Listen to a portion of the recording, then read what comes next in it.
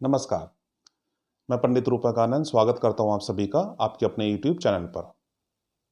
आज जो विषय मैं आपके सामने लेके आया हूं वो राहु से जुड़ा हुआ विषय है और ये पार्ट 2 वीडियो है। मेरी पहली वाली वीडियो का अगला भाग है जिसमें मैंने आपको राहु के 12 भावों में प्रभाव के बारे में बताया था। तो पिछली वीडियो में हमने लगन से लेके छठे भाव तक कवर किया था। क्योंकि वीडियो बहुत लंबी हो जाती इसलिए मैंने सोचा कि उसको अगले भाग में आपको लेके आऊं आपके सामने। तो आज वीडियो के अंदर मैं सप्तम भाव से लेके 12वें भाव तक राहु के प्रभाव के बारे में आपको बताऊंगा। राहु के बारे में और बाकी सारी चीजें मैंने बताई थी, वो आप मेरी पहले वाली वीडियो में जाके देख सकते हैं। अगर आपने नहीं देखी तो डिस्क्रिप्शन में आपको वो लिंक मिल जाएगा, आप जरूर देखिएगा। तो राहु से जुड़ी कुछ और चीजें मैं आपको इंटरेस्टिंग बता देता हूँ कि राहु के पास भी हम दृष्टि की बात करें, राहु के पास भी बृहस्पति जैसी दृष्टियां होती हैं। राहु जहां पे बैठे हुए होते हैं जब कुंडली के जिस भी भाव में, वहां से 5वें भाव को देखते हैं, पूर्ण रूप से 7वें भाव को देखते हैं और 9वें भाव को देखते हैं। राहु बहुत ही विस्मयकारी ग्रह है, बहुत ही ज्यादा पावरफुल ग्रह है। हालांकि वो छाया ग्रह है मगर क्योंकि वो अपनी पावर उस ग्रह को दे देता है और उस ग्रह के जैसा बर्ताव करने लगता है जिस ग्रह के साथ वो बैठा होता है।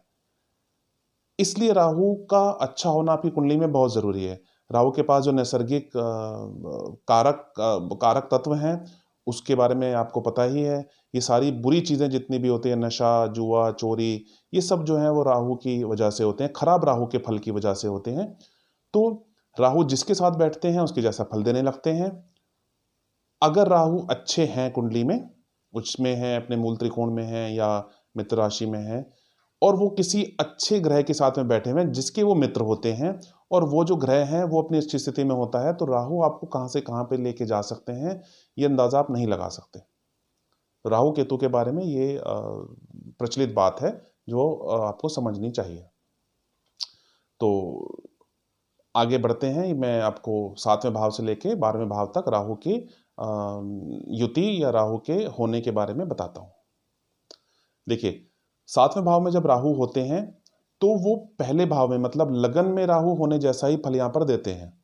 क्योंकि लगन में जब बैठते हैं तो सप्तम भाव में देखते हैं, सप्तम भाव में होते हैं केतु।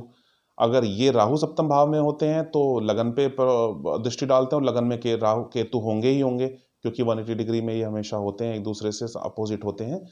तो राहु सप्तम में हो या लगन में हो, बात एक ही होती है। राहु सप्तम में होते हैं तो ये आपकी शादीशुदा जिंदगी के लिए अच्छा नहीं होता। यहाँ पर वो बिल्कुल अच्छा फल आपको नहीं देंगे, आपके जो संबंध है उसको विच्छेद कराएंगे या आपकी शादी में उथल पुथल पैदा कर देंगे। केतु की दृष्टि भी वहां पे होती है।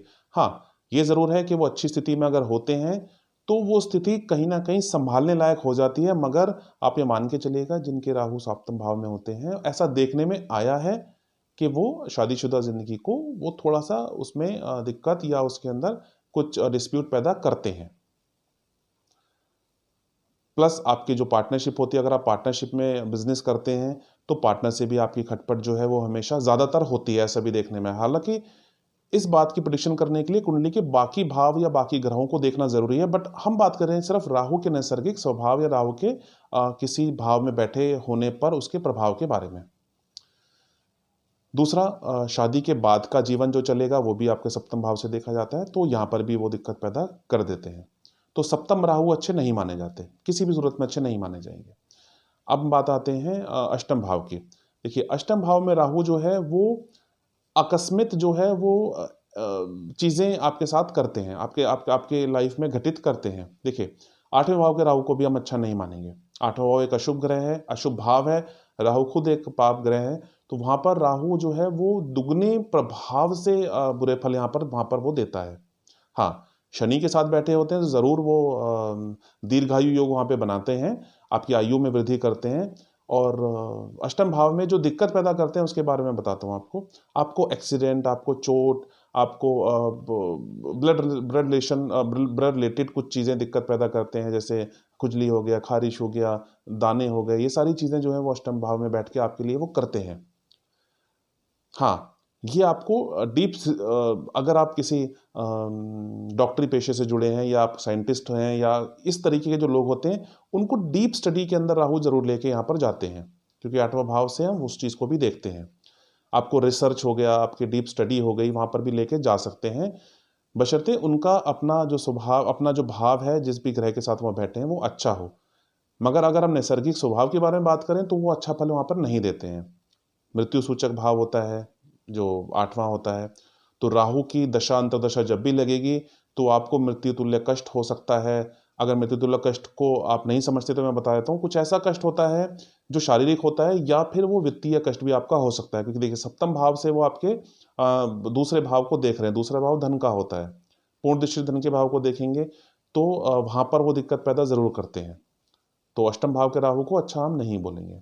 9वें भाव के राहु को भी हम अच्छा नहीं बोलते हैं। 9वें भाव का राहु जो है वो आपके भाग्य में रुकावट पैदा करते हैं, मगर सप्तम दृष्टि से वो आपके तृतीय भाव को देखते हैं तो वहां पर पराक्रमी जरूर बनाएंगे आपको, क्योंकि वहां पर केतु है, केतु की दृष्टि आपके 9वें भाव पे पड़ेगी अगर 9वें भाव में राहु होंगे। मगर हाँ, इतना जरूर होता है कि वो अगर वो अच्छी स्थिति में है तो आपको वो धार्मिक जरूर बना देते हैं, आपको वो धर्म कर्म में रुचि रखने वाला जरूर बना देते हैं, मगर वो भाग्य को वहां पर कमजोर करेंगे आपके।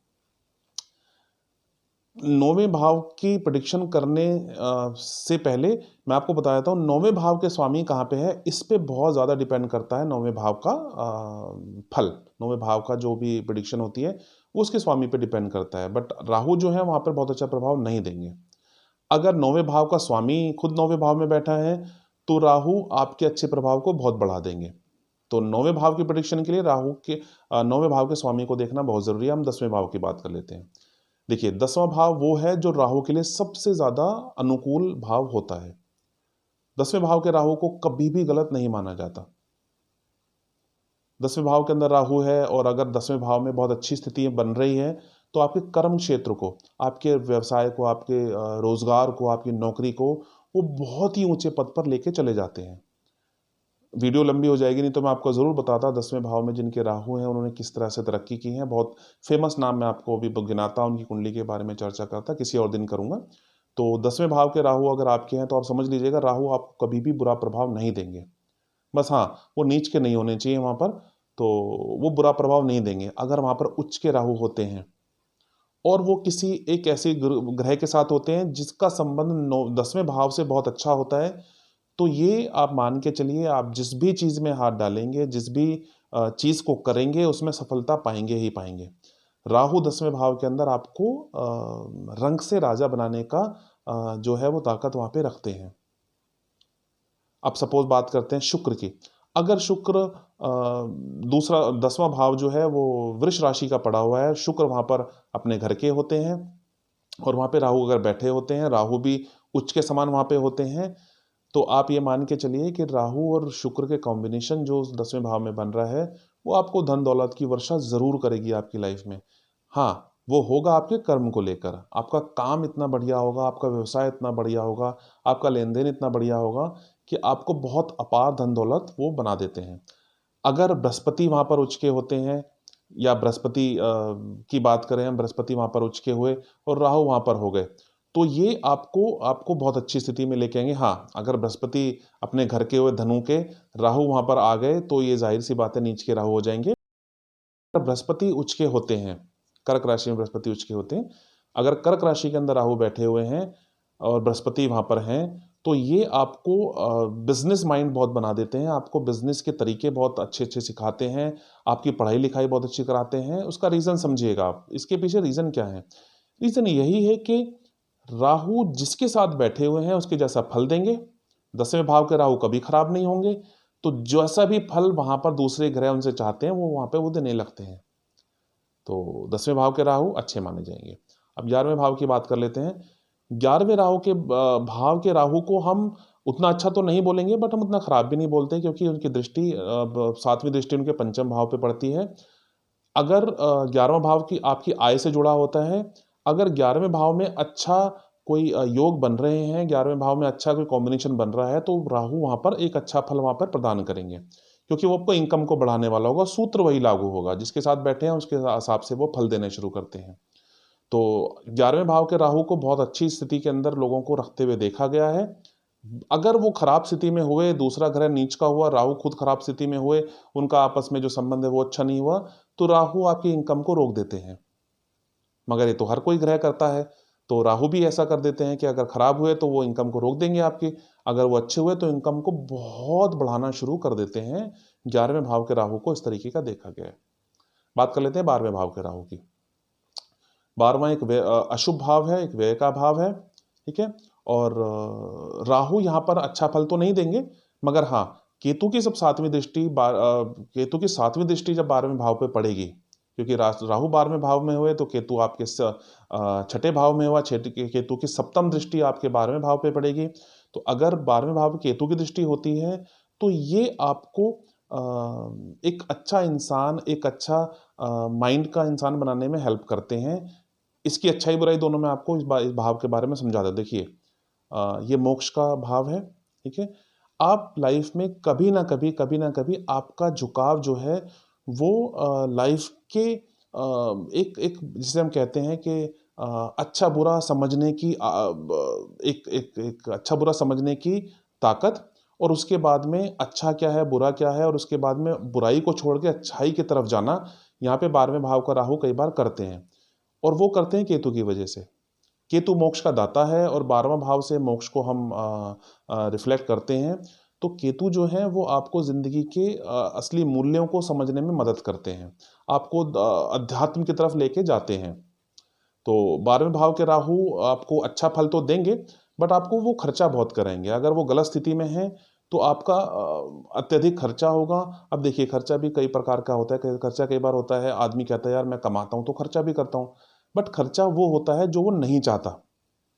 जो खर्चा कर रहा है वो रोजमर्रा की जरूरतों पे, उसको खर्चा नहीं कहेंगे हम।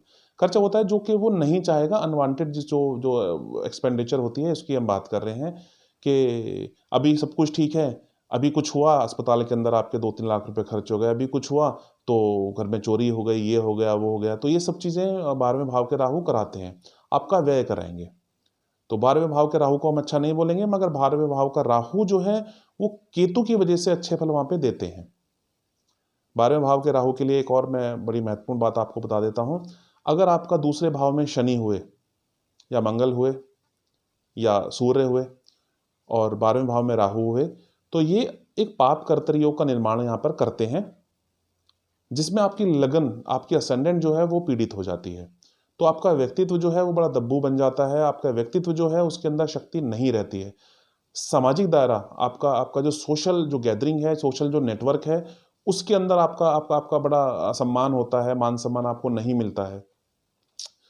यही दूसरे भाव में राहु के बारे में होती है। अगर दूसरे भाव में राहु हुआ और 12वें भाव के अंदर शनि सूर्य मंगल हुए, तो ये स्थिति होती है कि आपके वो लगन को पीड़ित कर देती है। तो 12वें भाव को एनालाइज करने के लिए आपको दूसरे भाव को देखना बहुत जरूरी है, कहीं वो आपकी लगन को तो पीड़ित नहीं कर रहे हैं। तो ये हो गया पार्ट 2 जो मैंने वीडियो आपको बताई है, ये सप्तम से लेके 12वें भाव में राहु का असर। एक बात मैं आपको यहाँ पे बताना चाहता हूँ कि राहु के असर को समझने से पहले आप ये जरूर समझ लीजिएगा कि हर कुंडली में ये असर अलग अलग होगा। राहु की डिग्री अलग होगी, राहु का जो है वो स्वभाव हर कुंडली में अलग होगा। नैसर्गिक स्वभाव की मैं बात नहीं कर रहा, जो उनका स्वभाव कुंडली में जिस ग्रह के साथ बैठे हैं उसके बाद जो स्वभाव बनेगा कॉम्बिनेशन बन के, वो हर कुंडली में अलग अलग होगा। दशांतर दशा में उस फल की बढ़ोतरी या उस फल की गिरावट जो है वो आएगी। तो किसी भी निष्कर्ष पे पहुंचने के लिए कुंडली को देखना जरूरी है, बट हाँ, इनके जो अपना स्वभाव है उसके बारे में मैंने आपको बताया है। तो अगर आपको कुंडली का विश्लेषण कराना हो तो डिस्क्रिप्शन नंबर दिए हैं ऑफिस के, वहाँ कॉल कीजिएगा। किसी भी चीज़ की जानकारी अगर चाहिए हो तो आप कॉल करके ले सकते हैं। इस वीडियो से रिलेटेड या इसके आसपास कोई भी आपके प्रश्न हो, वो आप कमेंट बॉक्स में लिखिएगा, मैं पर्सनली उनको देखूंगा और आपको रिप्लाई करने की कोशिश करूंगा। तो अगली वीडियो मैं बहुत जल्दी लेके आऊँगा। प्रेस आप बेल आइकन कर दीजिएगा, चैनल पर नए हैं तो सब्सक्राइब कर दीजिएगा, शेयर कीजिएगा, लाइक कीजिएगा, ये आपसे मैं उम्मीद करता हूँ। तो दूसरी वीडियो मैं जल्दी लेके आऊँगा, तब तक के लिए मैं आपसे विदा लेता हूँ। धन्यवाद।